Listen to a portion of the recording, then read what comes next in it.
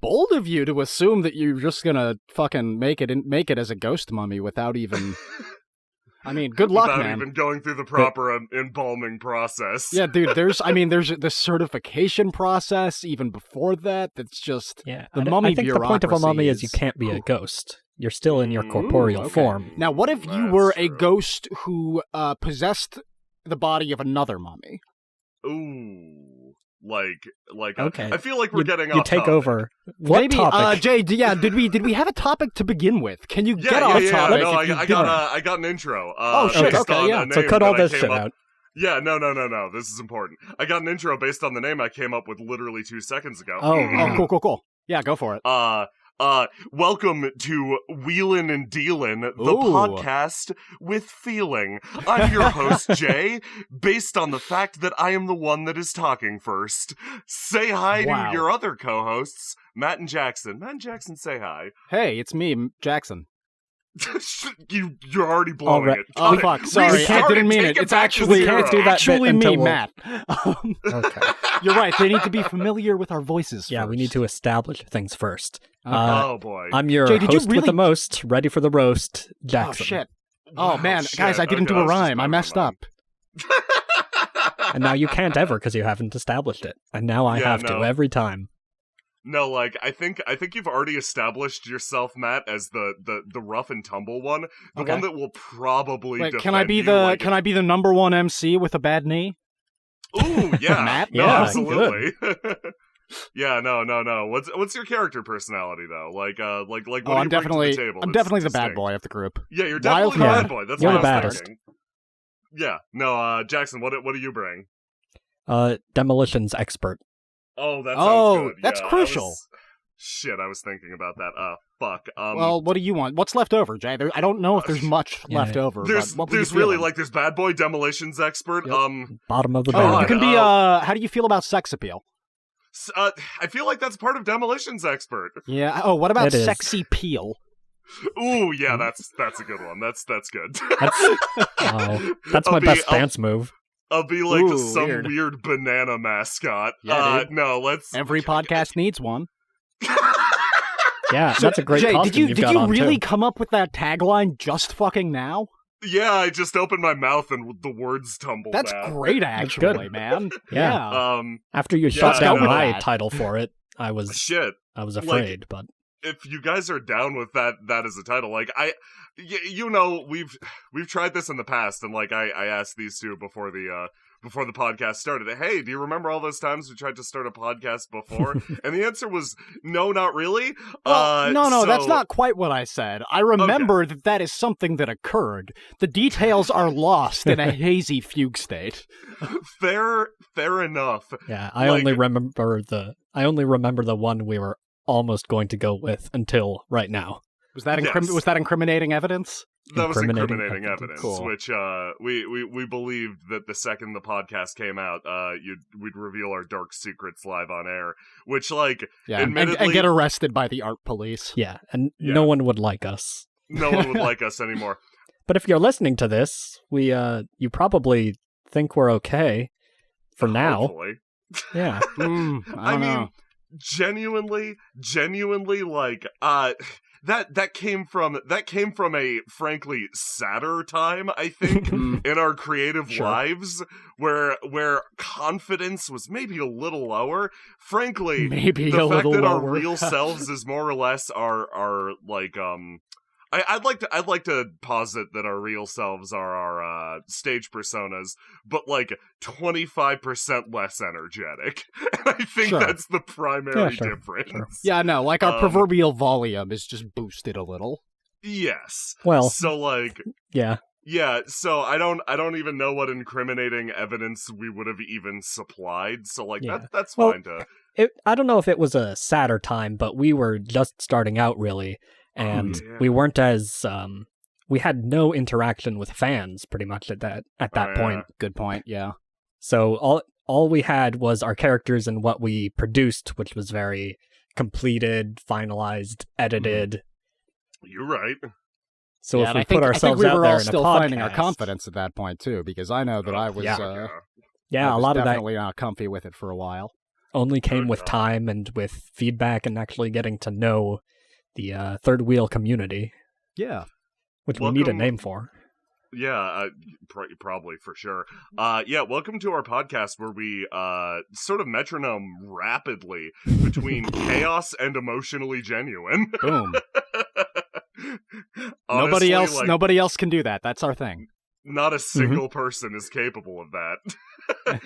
Like, I'm glad we didn't at the time try to do a podcast, and I'm glad we're doing it now because genuinely just sitting down and talking is kind of fun. That our past selves, not so much. Stinky, smelly boy. Oh. But like right now, this just feels kind of natural and good, like it's a chance to catch up with you guys. But that wasn't the first podcast we tried. We wanted to do one even before that. Oh shit, did we? Did we? Yeah. We've always wanted to make stuff, and I must have blocked this one out. No. Yeah, podcasts didn't seem like much effort back then. You just talk. Right. Yeah. And we're just talking now. Maybe it is little effort. Maybe. I feel like we would not have had quite the same caliber of chatting idly with each other if we tried it, years back. Who knows if this is a good podcast or not? I think time will tell. Definitely not me. That is a level of proficiency that comes with years. But we back in the day, we wanted to do podcasts, and I remember the exact context for it because it seems hard to forget for me. But we wanted to do a podcast called Skullduggery. Oh shit! That sure was about grave robbing, wasn't it? Yeah, that was a grave robbing podcast. Yeah, that was specifically a grave robbing podcast. Yeah, we used that name for like a couple things because it's such a good name that we didn't want to let it go. No. I recently found out that it is it's the name of, I think, a B horror movie from the 80s also. Ooh. And that's what brought this to my mind. The time we wanted to make a grave robbing podcast. How did I we? think we I should don't put recall that back on how the table. did we like. I actually totally agree. Maybe we can have it even as a recurring segment in in I this say podcast? we exhume that bit and use it. Ooh, interesting. Okay, Guys, okay. I comedy don't wanna, grave robbers. I don't want to be the skeptic here. I mean, Yeah. that isn't my job. I'm not the demolitions expert, but we don't know anything about grave robbing. Well, Jay, that's kind of the point, really. It's We're going along. We're going along on this journey with our viewers, alongside them, holding their hands, learning how to rob graves together. The best way to learn is to teach. That's what someone said. I'm going to go to Google right now and just search how to rob a grave. Listen, because I'm not saying that a grave robbing podcast is a bad idea, right. but I want to. It sounds like that might be what you're saying, dude. Yeah. I want to question do you have any better the wisdom. ideas? No, listen. I want to question the wisdom of calling a grave robbing podcast Skullduggery, right? And not incriminating evidence. Because I'm pretty sure that's a crime. What about incriminating evidence, Skullduggery? Skullduggery. Well, yeah, we can use one for a title and one for a segment. Yeah. Our fictional podcast is shaping up pretty nicely right now. It is. So, boys, I got two possible sources here. I have the Wikipedia article on grave robbery, and I have a Something Awful forum post entitled "How Difficult Is It to Rob a Grave?" Oh man, teachers always told me that Wikipedia is not to be trusted. Fucking hit me up with that forum thread. WikiHow would be nice. Maybe we should make one. Oh wow. Okay. Maybe. Well, here we've got But from Something Awful user Chris Hansen, I don't think people are buried with their hoard of jewels anymore. Maybe libertarians, but they're not real people.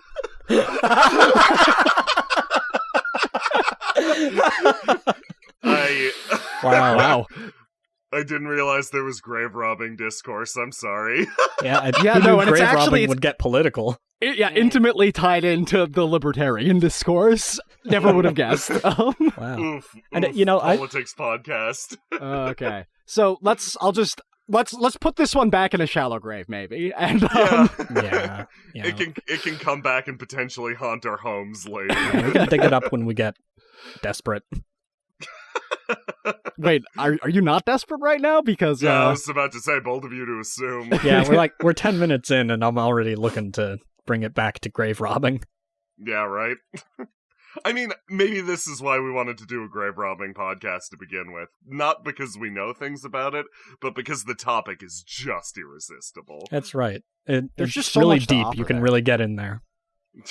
Jesus Nice. Christ. Yeah, no, there's a lot of dirt there to uncover. Oh, boy. I guess we've been looking forward to doing this for a while in various forms. That's the big one that I remember. I also remember potentially discussing doing TI as a podcast format. Yeah, I remember that as well. Although, I guess that we have released some audio as, in a kind of podcast format, which is just the edited audio from the episode. That was good. Yeah, hey, guys, drama CD? Oh, wait, yeah, that sounds what good. CD? Drama CD. Ooh, like they do in Japan. Oh my god, that should be the name of this podcast. Fuck whatever I said earlier. Yeah. Can we ring up What? Japan, see if Drama that's kosher? CD like they do in Japan? Sure, maybe, I don't know. No. Third wheel drama CD. This is the No, I hate that. sleepover episode. I hate that. The entire Wait, like title this one of right that. here? I didn't know this was a sleepover episode. I didn't bring my sleepover pajamas. As of 2 seconds ago. Fuck. Okay. So, this is going way back here, but Jay, you were mentioning that we need to come up with a name for the TI community or something. Yeah. How do you feel about spare wheels / spare tires? That's good. Okay. I think someone used that to refer to Brennan and Will. Oh, but they're That came from the fans, I think. Gotcha. But we kind of it's loosely defined what the third wheel is. Yeah, I don't even know what the fuck the third I mean, wheel is. we're the third wheel. It's us. Are we? Technically. Shit, nice. Collectively, we are the third wheel. Yeah. Okay, cool. We may or may not be the entire third wheel, but I think we can confidently say the three of us are parts or all. Yeah. Yes. Or a section of. Right. And the first two wheels are the Inferno and Purgatory. Yes, and the fifth.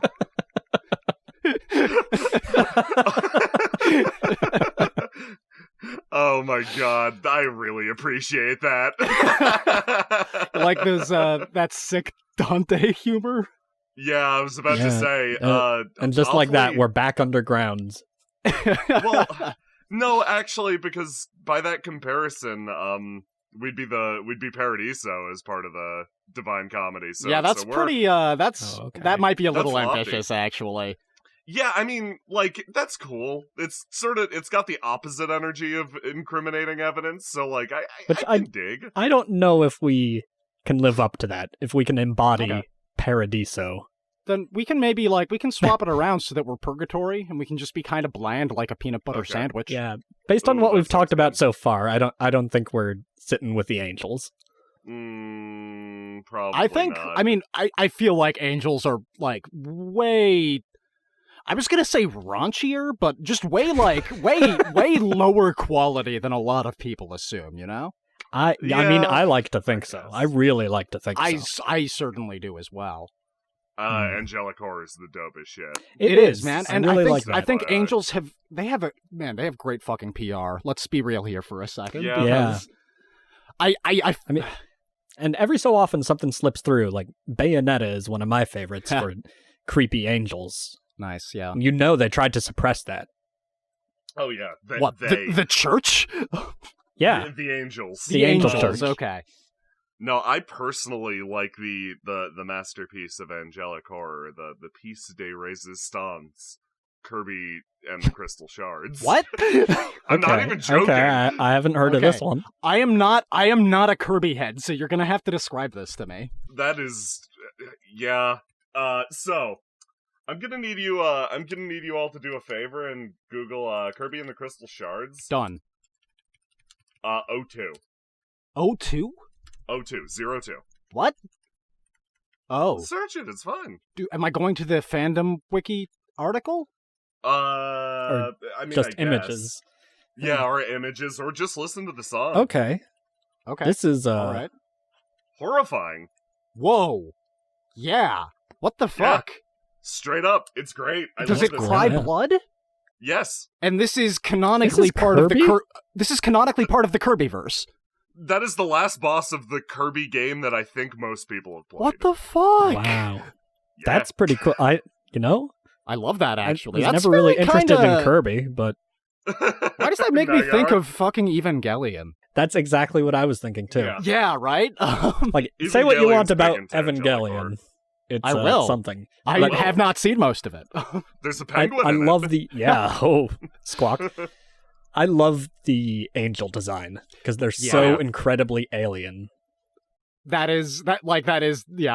definitely have to agree with that based off the limited amount of that I've seen. I describe Evangelion as cosmic horror mecha. It just is. Everything's about being weird and alien and really uncomfortable. And then the other parts are uncomfortable too. Don't forget the other parts are school uncomfortable life for entirely different reasons. You'll still take sanity damage from them. This topic is way too deep to get into on a podcast. But our first one. You're super right.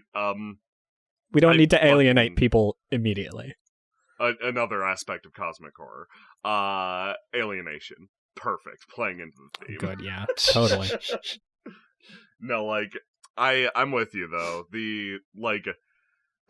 So demons are generally genre-wise more tied to the vices and the more uncomfortable parts of human nature, demons. Right. You have your nicotine demons. You have your gambling demons. You've got your social faux pas demon. Yep. You've got your not brushing your teeth demon. Awful. Oh man, that one is just constantly sitting on my shoulder, man. Yeah, no, it's awful. Smacking that toothbrush out of your hand. Yeah. Horrible. But the inverse is so there's two ways to invert that, and angels are supposed to be the equal and opposite. So you got evil, you got good, you got chaos, you got order, etc. Angels can go in two directions. They can either embody the virtues of mankind, all the best parts of them. Yeah, which are but what are those again? Do those even exist? Tipping over 20% when you service as a restaurant. Nice. Not being mean to service workers. Cool. Okay, this is one section of this. This is the one type of angel there is exactly one angel in the pantheon. There's making sure to say you too when somebody wishes you a good day. Oh shit, yeah. And the demon of wishing a server to have a good meal too. Oh yeah, that goes back. That's the social faux pas demon. Yeah, creeping in there. Yeah. That one's real vicious. Mm-hmm. There's probably some animal rescue angels. Those are some powerful ones. Those some powerful angels. But no, you could go in that angle, or you could take it in the opposite direction, which is if demons are something that you comfortably know too well because they share your vices, angels are alien creatures who don't possess the same vices and who are completely and fundamentally sort of unempathetic to people. Which that's good shit. That's great. So does this mean that it's fantastic, but does this mean that they have that they have no vices whatsoever, or does it mean that they have other alien vices of the sort which we could never possibly imagine? Yes. Exactly, yeah.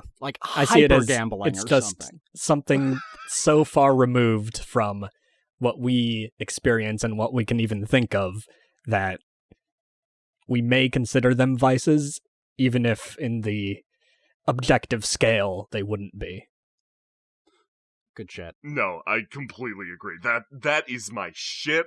That's how you do good angel. Yeah, lore. Justice That's is how cruel. You can do angelic horror. Do you have is there any media that you can point to that takes that approach? Turns and looks at camera. Go play Final Fantasy XIV Shadowbringers, available today on your PS Vita. I mean, PS4. I mean, get it on PC. It's good. Square Enix, please give us almost money. There. Square Enix, please give me a fat cat mount in the video game. Give us a sweet $5 bill, please. Yeah, I paid rent on our house in the game. You owe us, Square Enix. We dealt with your crap. Is it possible to get a real-world mortgage on a virtual property? Watch me. Yeah. No, I mean, Second Life. www.secondlife.com. Oh, fuck. Yeah. It's been that way for years, Matt. We are past that point. I guess so. Oh my god, yeah. Talk about cosmic horror. Ouch, yeah.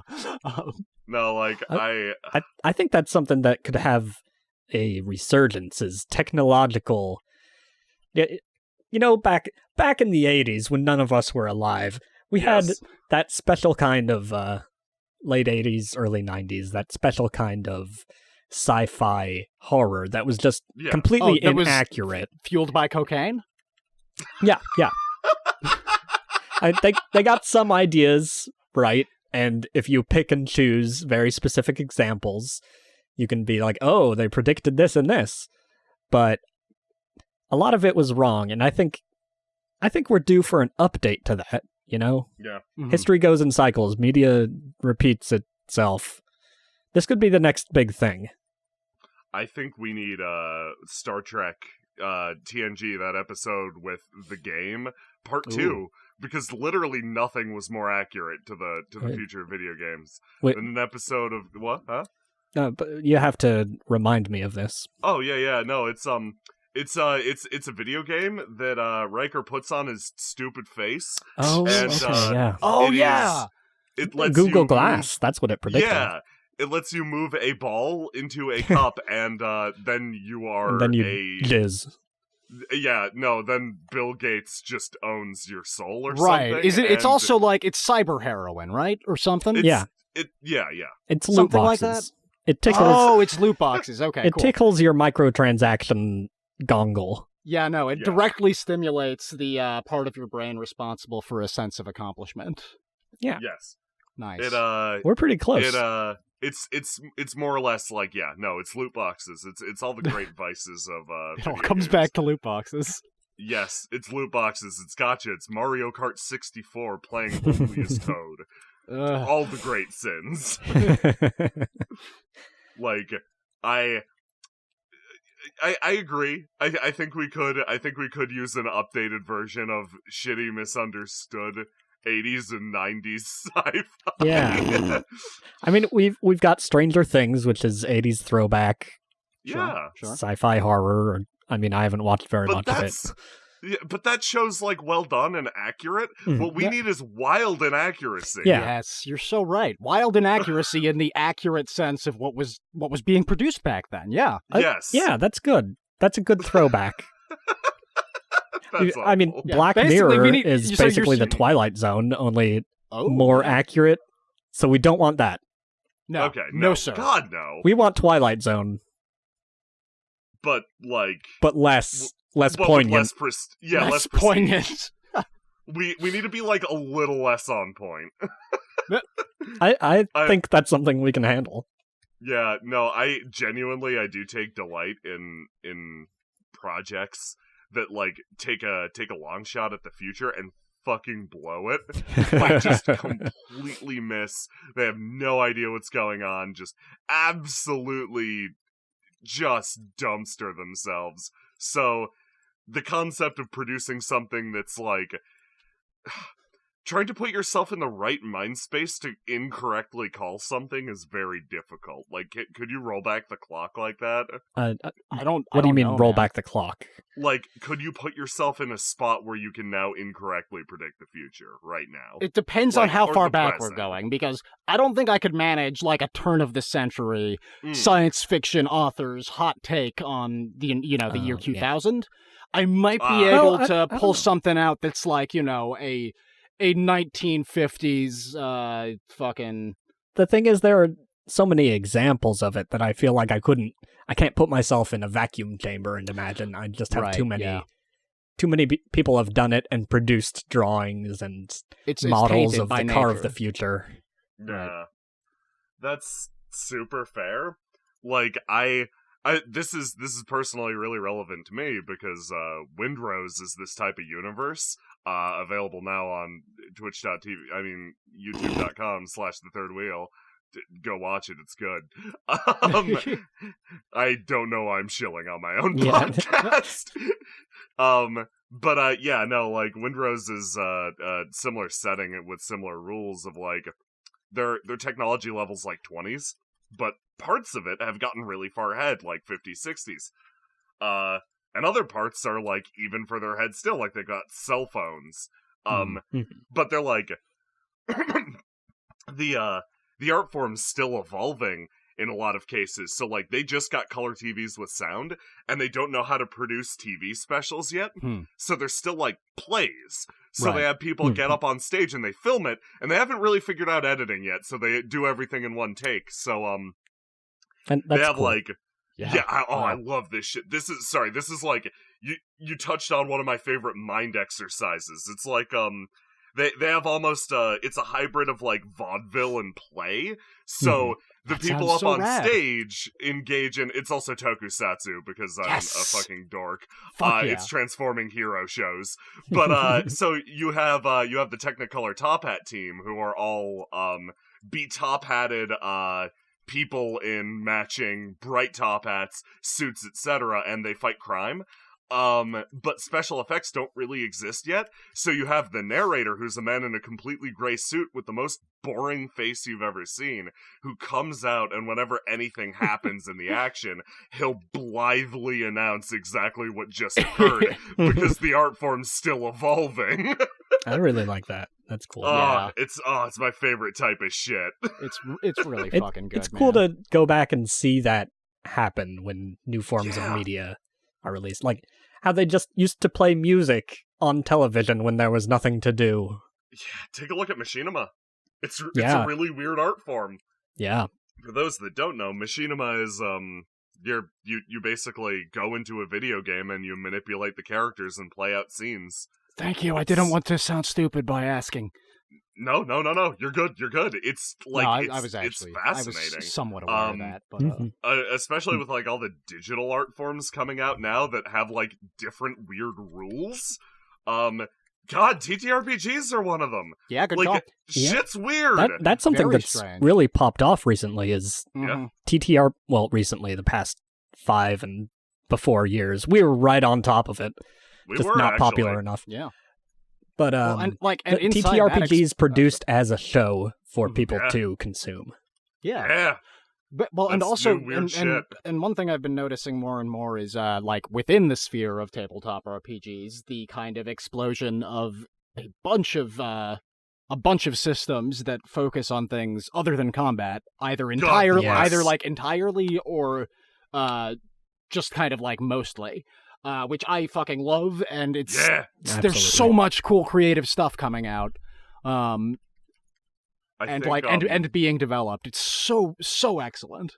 So on a similar topic, we actually we were discussing what the next TI arc was going to be, because I like to change games.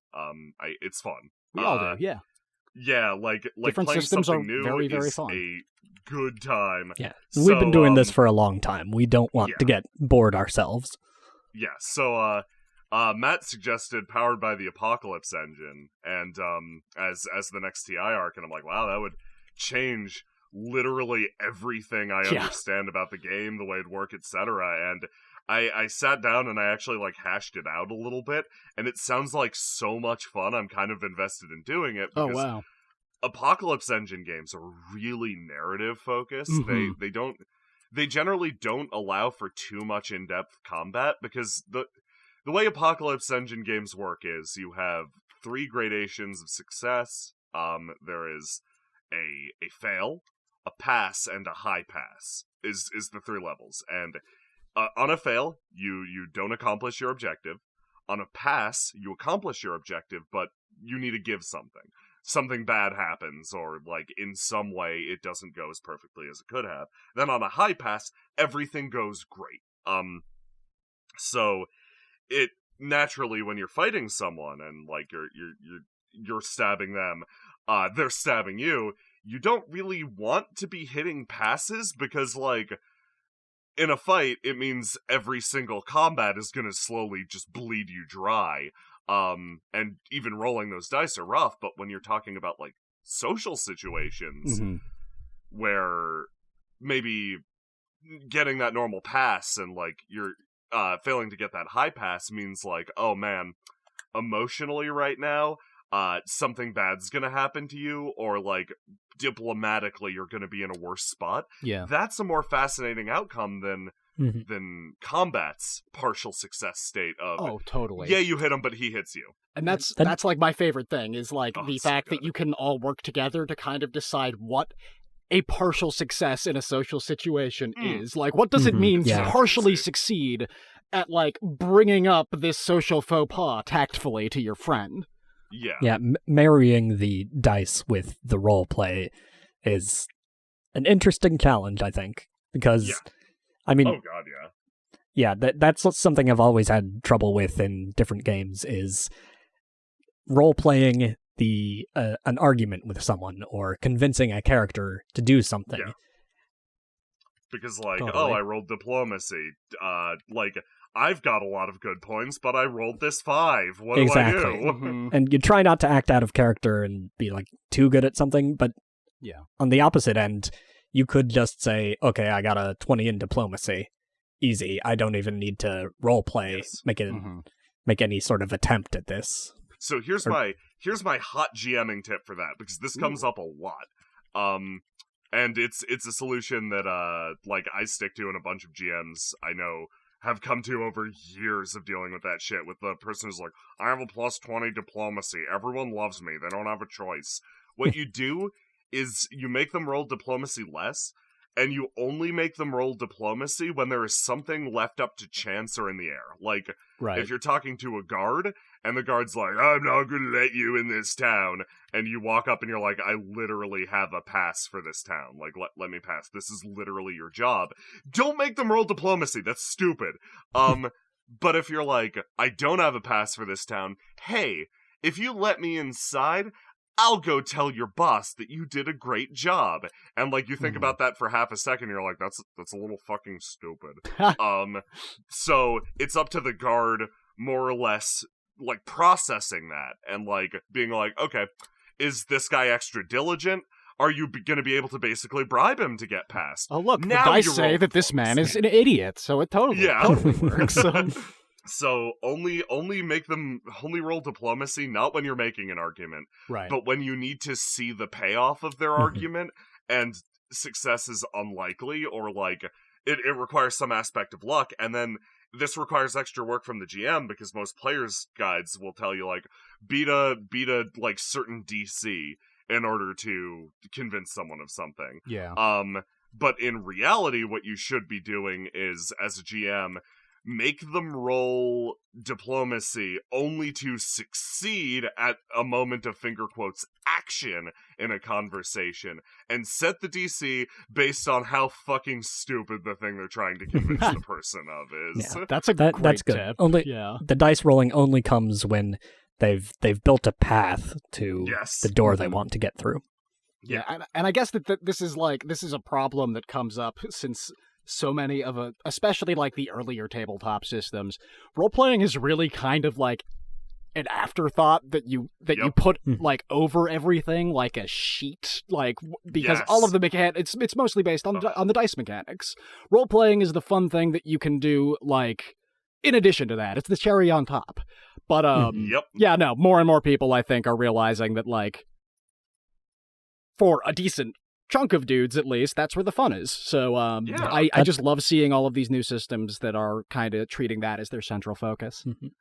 I have a lot of trouble in other games that aren't with you guys, because we are the most role play people ever. Sometimes there's just no dice rolls in an episode of TI. We play other games like that. It's a lot of way more character and narrative based than anything. And so when I'm playing with another group, not that they're bad at it or anything, it's just so much not what I'm used to to stop and let the dice decide. Yeah. If different expectations what my character of, does. like, Yeah. of what the dice mean and of what like you're all trying to accomplish in playing this thing. I think, yeah. Like, I play a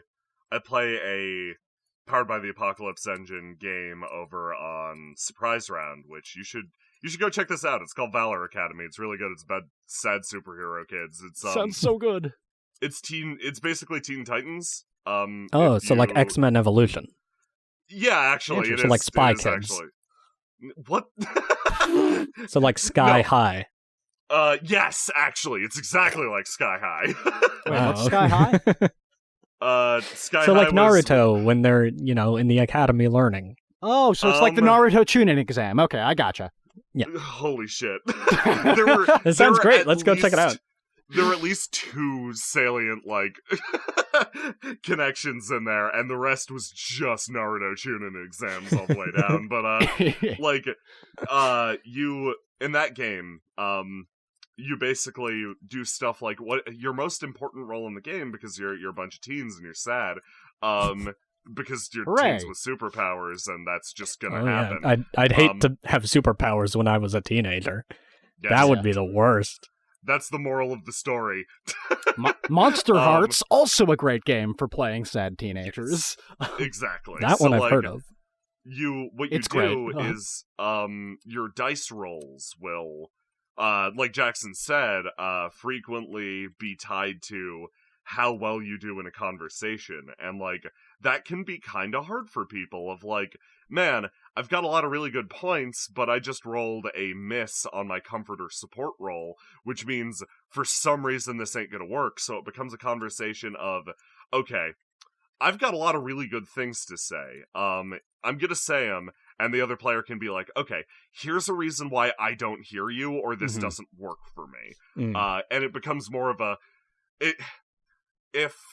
if the way we play D20 games is more like roll the dice and then that's the moment of action, games like Monster Hearts and Masks are a little more conversational. Yeah. Of like GM and players talking about exactly what an outcome means and the way that you should play it out, rather than just GM mostly has the say in the outcome. Well, and there's so much more consideration on like there's so much more consideration of how your characters would think about this situation in the moment, how they would react to each other's reactions, and like and some amount of being able to talk that out, like a little out of character, but mostly just being able to really get into the meat of your own individual characters and do some like major awesome thought experiment stuff.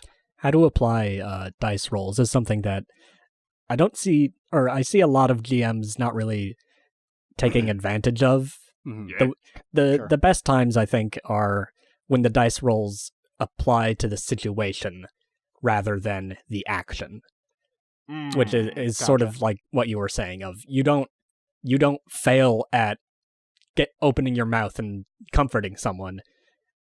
The situation goes wrong, and it's up to the two people talking to decide what happens. Same thing applies to combat. You don't necessarily fall over on your face like an idiot.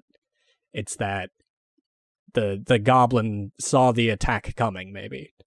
Yeah. It's a boring example, but it's something surprisingly I don't see. That wasn't a real often. goblin at all, actually. That was a decoy goblin made out of balloons. Yes, perfect. Too fucking bad, fantastic. Kept you waiting. No, Jackson, you're super right. Like, I don't see that too often, and that's like, now that I'm designing my own game, that's something that I had to wrestle with, and like abstracting a lot of weird shit made me realize that the way that a lot of people think about games and interact with them is from a combat lens only. Because like that's all there was for a long time, I think. Like and that's all there is when you're starting out, pretty much. That's what you think of, and that's what the rule book is full of. Yep. Oh, 100%. So like I had to put in a special section that said, "Hey, listen, guys. Combat is first off not even combat. It's called conflict in this." Cool. Because it could be anything from you fighting a person to death or winning a bobsled race. And you can lose HP for things other than combat.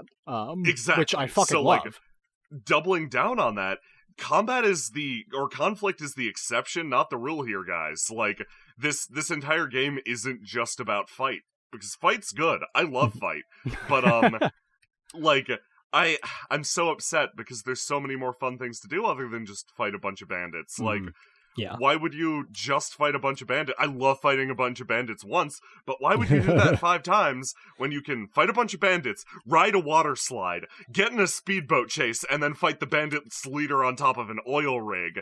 Instead of just fight 5 bandits in a row. Don't forget about getting a meal later and emotionally supporting your friends. Yes, very important. Yes. Like, why don't rules account for that speedboat chase section, huh? Yeah. The speedboat chase is important to me. Yep. I mean, I don't have much experience with many different game types, but even in Dungeons and Dragons, there's a clear divide between... They provide you things like acrobatics and those sort of feats and things, but there's a clear divide between combat and where those are applicable. Your diplomacy, your medicine checks, your stealth. You go into the Final Fantasy VII battle like exactly, yeah. It really puts you in 2 boxes. Yeah, and there's no room for speedboats in there.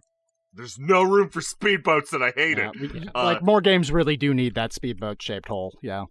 Yeah. So, like, listen up, game what developers. I'm probably gonna do to speedboat up our lives is someday I'm gonna force the TI group to play the game I'm making, but I'm not quite confident enough in it yet because it's probably gonna change. And we're probably gonna tear it apart because we're us. Not like in an intentional that's mean fine. way.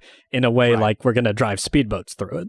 Yeah, which, like, that's the intention. Yeah. Believe it or not, this game has proved resilient to all of the goblins I've tested it on so far. Incredible. We'll see if you can out-gob the gobs. But, that's what I'm here for. Yeah, that's quite a challenge that you've set up here. Yeah. I'm excited for it.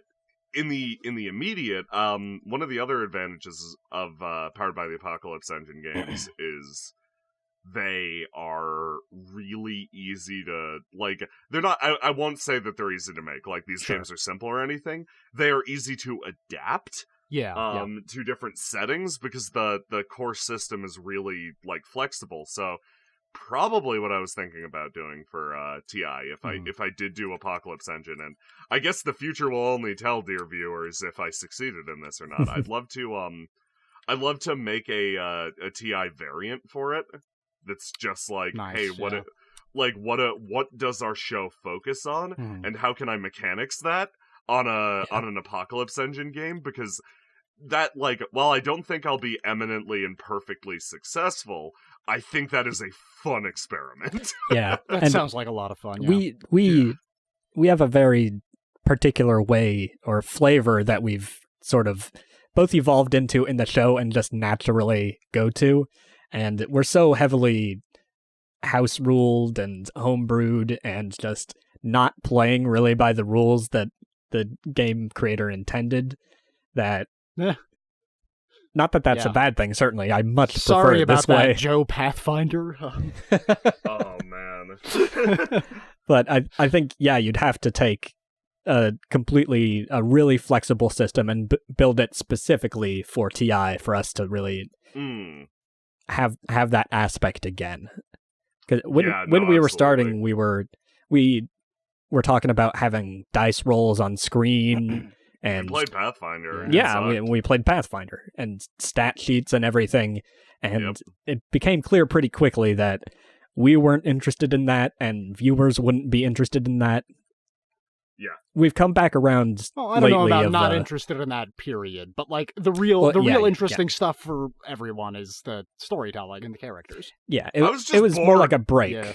It was a break in the flow that we had if we included all that stuff. And recently we've come back and we'll announce some roles when they're particularly funny, mostly 20s and 1s. Yep. Yeah, we have lots of both of those. Actually, yeah, we sure do. And it probably seems like even more because we cut out the boring stuff. You were right. Oh boy, have we had some fun. Hey Jackson. Yeah. When are we gonna get any 20s? When's that gonna happen? Oh, someday. I'd say when we were 20s, right? when we needed to open a door or something, but that's not us. Is it just me and Brennan? And it's Will? Brennan, you, and Will. Yeah. Shit, No, okay, like, well. You don't understand. Like I'd be aware if I rolled 20s because I'm the GM and I'd be killing you guys. But so I know I don't, and I think Jackson's ones just stand out way more to me. So probably yeah. that. Well, my characters are very unlucky. Yeah, they're unlucky. Yeah. Just call it what it is. They're very prone to spectacular failure. Yeah, sure are. Respect, dude. But yeah, no, I think making and adjusting systems for TI is part of the fun, honestly, and I'm looking forward to doing it in the future. I want to talk about Joe Pathfinder because I actually got to sit down and talk to Joe Pathfinder. Really? Joe Pathfinder? Wow. But I think that is best reserved as a topic for a future podcast because we've already gone so long just talking about angels and other shit. God, we did end up getting around to some game stuff though, which is good. We actually talked about real stuff in the end. We just had it was great. It's like when we record, we have a lot of skullduggery beforehand, and then we get it all out of our systems, or at least yeah. Way to bring it full circle back to the grave robbing. Way to bring us back from cradle to grave. Ashes to ashes. Wow. Dust to dust. So thanks everybody for coming out to our first inaugural podcast. Mm-hmm. I forget what I called it at the start of this. I was just going to ask. It was wheeling and dealing. Wheeling and dealing. Yeah. Wheeling and dealing, get in touch with your feelings. Wheeling and dealing, get in touch with your feelings. That's it. Yeah, reach for the ceiling. Rob a grave, get body stealing. Ooh.